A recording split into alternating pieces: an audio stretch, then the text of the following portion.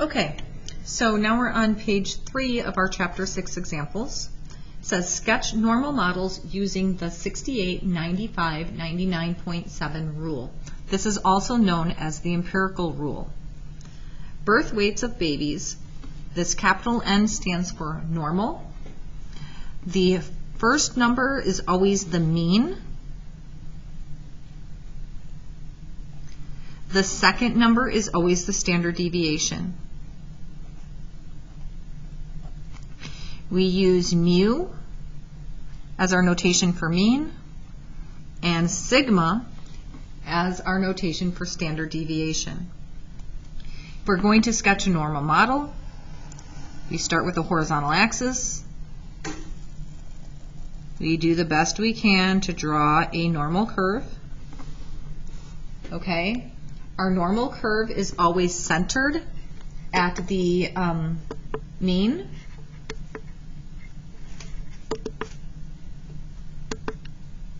Sorry, I don't know why it's not focusing. There we go. So it's always centered at the mean.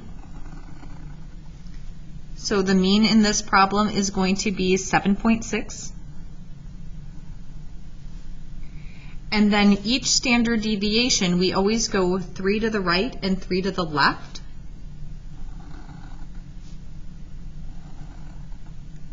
So 68%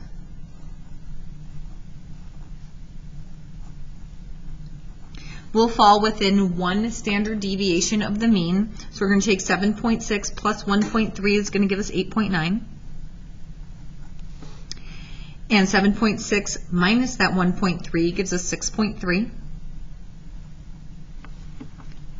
So 68% of birth weights of babies lie between 6.3 pounds and 8.9 pounds. Then we're going to go a second standard deviation out. 95% will lie within 2 standard deviations of the mean. We're going to add another 1.3. That'll get us to 10.2.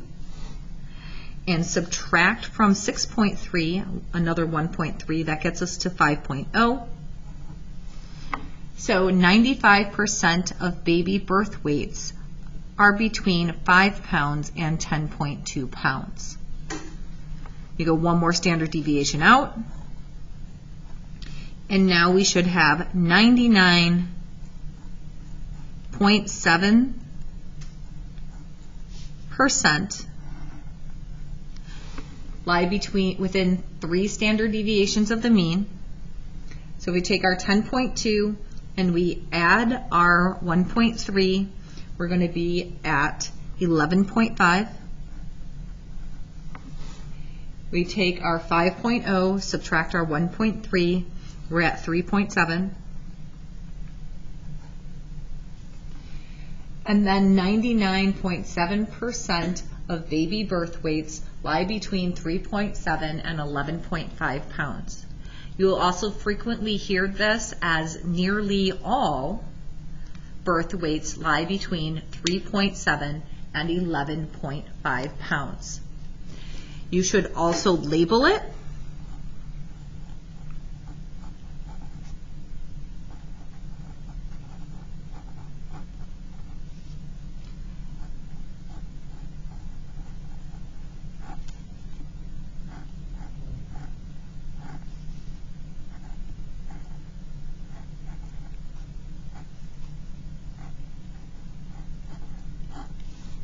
And then, just to be safe, on the AP exam, you want to make sure you denote your mean and your standard deviation.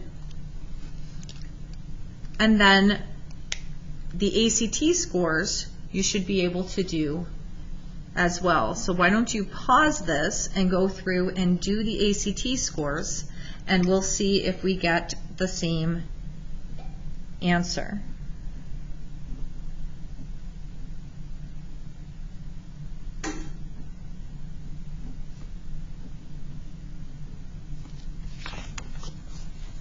Which should look like this.